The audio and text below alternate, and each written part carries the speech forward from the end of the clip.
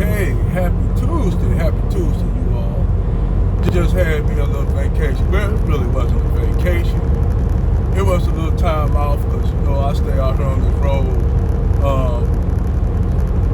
Basically, damn near, but I may stay out here for at least around 2 or 3 months at a time, and then I'll go home and take me a week off.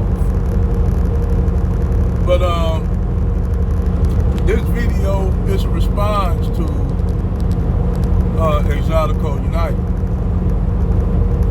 and she was making she made a video on what you would consider talking white, or using what they consider proper vernacular of white Americans, which we all know even white Americans don't speak proper vernacular when it pertains to English, because we all know there are different sub languages that come with English, including the language of the Irish and the Celt.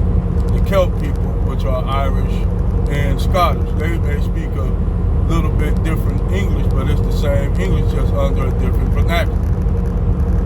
So you got what you would consider the British accent, or what you call another sub part of the British accent, which is the Liverpool accent, which is basically the redneck language of British people.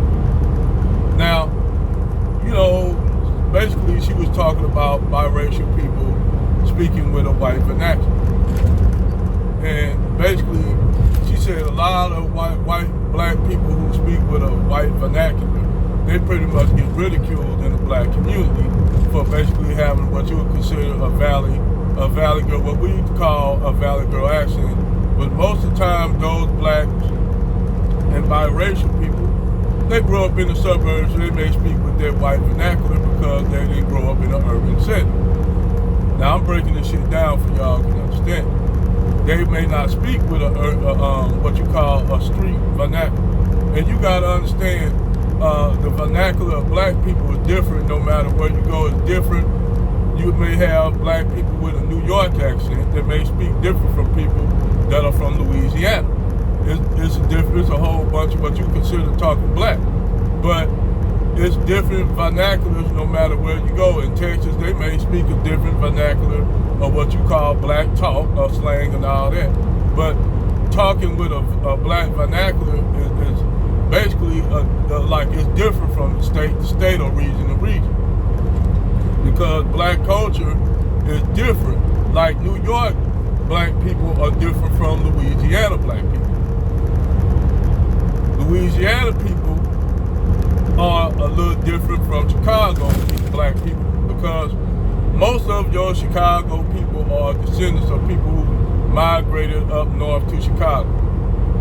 Even though you had black people always in Chicago, you had a large number of black people that migrated during the Great Migration, when you had a lot of black people going north because they were trying to escape Jim Crow, racism, and all that. So a lot of them, they brought their vernacular to Chicago, and today's Chicago vernacular of the black people in Chicago is completely different from people from Alabama. But talking what you call white, there's even different vernacular amongst the white people. If you from West Virginia, you may sound different from somebody from upstate New York. They may consider you, if you come with that West Virginia accent, you may sound different from somebody from Louisiana if you're a white person. So that vernacular, what they call white vernacular, mainly speaking with a valley accent. Mainly a lot of women do this. Yes, EXOTICAL United does have a point. A lot of black people and mixed people that was raised in a suburban setting have that, what you would call that white vernacular. They have that white vernacular. Should they be shamed for that? No. But yes, it is a little bit of resentment towards somebody that speak with that white vernacular, because a lot of times black people they'll consider them people the quicker ones to sell out, because they don't know the culture and they try to basically integrate into white society. Hence, their parents may come from an urban setting, but the children are raised in the suburbs. Or you might have an interracial couple, a black man or a white woman, or vice versa. And their children are raised in the suburbs, so they may not know urban street culture like that. Now, see, I grew up in basically both environments. I grew up in a mixed community with white and black. I grew up in an urban setting, so I know how to turn it on, I know how to turn it off. But normally I say, fuck it, I don't try to turn on, use no white vernacular. If you can understand what the fuck I'm saying, motherfucker, you can understand what I'm saying, you dig it? I say, I don't want to hear this shit with white people. I can't understand you. You using all that slang. Get the fuck out of here. Because it's a lot of that too, where you have those black people that high up that, you speak like you from the hood. So that goes both ways, EXOTICAL United. That goes both ways.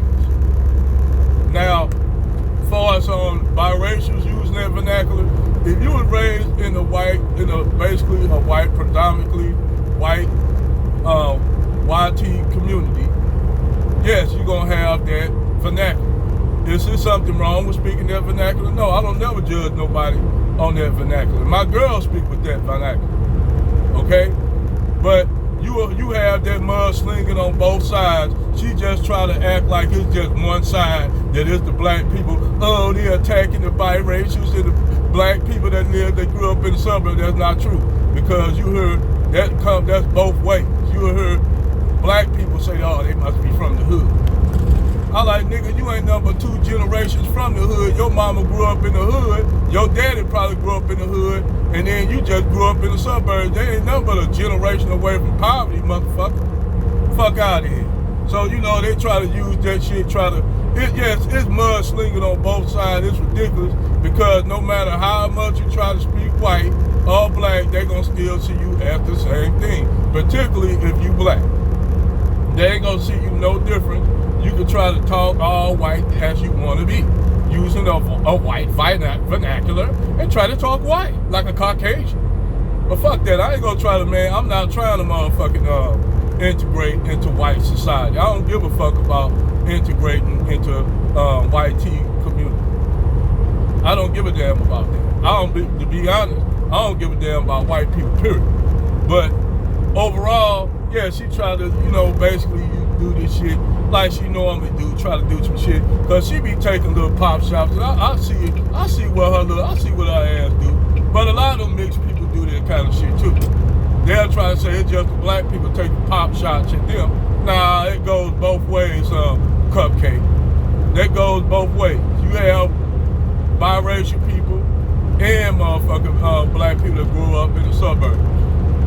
And see, like I said, mainly biracial dudes, the light-skinned dudes, and dark-skinned and brown-skinned brothers, we really don't have those issues. Unless you straight, where you are a passing biracial person, and they try to basically pass as white, you have that. But see, your girl, EXOTICAL United, don't talk about that. How you have these biracial chicks that's in white nationalist, white supremacist groups, which a lot of you have that with the diversions too. Both of them, biracial and black chicks, in these white national, white supremacist groups, and spit a lot of venom against black people, and particularly black men. They take pop shots. That's why I understand now what Sword's saying, we gotta reorganize the race. That's why we gotta reorganize the race on the strength of that. And see, another thing too, with biracial, particularly biracial women, with her, she tried to take a lot of little pop shots and I'll peep her little game out. Now, I don't have nothing against biracial women, because my girl biracial, but we see some of them biracial women like her try to take pop shots at black people. I see what you're trying to do, EXOTICAL United. You ain't fooling no real nigga. I'm just letting you know, you ain't fooling no real nigga. Now, I don't have nothing against biracial people or anything like that, because my dad is biracial. But at the end of the day, my biracial dad knew that he, at the end of the day, even though he was biracial, he got treated the same way that a regular brother would get treated. He wasn't no passive biracial, so he got treated no different than they do with the police or whatever. Pull him over, he was always considered a black person. Even if he's a biracial person, they considered him the N-word. Regardless, they just call him a light-skinned, bright N-word. But he was treated the same way as you treat a regular brother. No different. So this is something that maybe if you're a biracial woman, you look more ambiguous, maybe you get a pass. And I mean, even Chad Sade had a whole video on you had biracial women, white supremacists use biracial women as the standard of beauty, or they call it refining black people. Because the white supremacists back then thought that the blacks, those who looked more black, were inferior. And somehow that rubbed on to a lot of the biracial women. That's why a lot of them moved up north and just basically just left their families down in the south, their black families, and never seen them again. And then you find out years later, those white people find out that they have sickle cell anemia, and wondering why they have sickle cell anemia, only for them to find out that somewhere down the line their great grandmother was basically biracial or passive biracial. And you have a lot of these white people like that finding out why they got sickle cell, and some of them was like fucking pro-white, like motherfucking white supremacists, only to find out that somehow down the line their great grandma hid her black identity and moved up north. Yes, you had a lot of that. So basically, this was what EXOTICAL United is not going to talk about. But it's another chick that's on TikTok, that on YouTube, that talk about break all that shit down. Matter of fact, I can't think of her name, but the next video I do, because it's going to be a part 2 to this video of breaking shit down with EXOTICAL United, because she thinks she's slick, try to take pop shots like most of these biracial chicks do.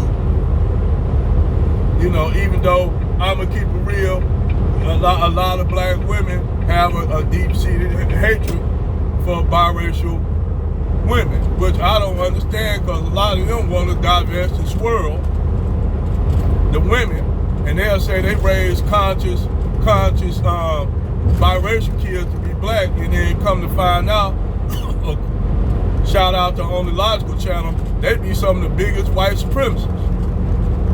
Them biracials that come from white mamas be some of the biggest white supremacists and haters of black people, and particularly black men. That's why I said that, and we just gotta keep it real. Most of them biracials that come from raised by white mothers, and I'm just keep it real. You know, my old lady, man, she's biracial. She was raised by her white grandmother. You know, and she knows she's, you know, biracial. You know, but the thing is, I don't have anything against. I have biracial people in my family. My biological father, he is a biracial person. So I'm just breaking this shit down so you all can understand. You know? But yeah, that break it down with the fourth, the vernacular. Yes, black people speak with a certain vernacular, like the vernacular I'm using now. What y'all call what? Black talk. Now, I'm not using a lot of slang. I'm using very little slang to explain this to you all. That's why I don't have to fucking do no fucking code switching to try to, as long as you can understand the English that's coming out my mouth, we good. But if you want to sit up there and say, well, you talk like a real black person, motherfucker, because I am black. Unapologetically black. Proud to be black. It's going to be a part 2, so hold on to y'all ass.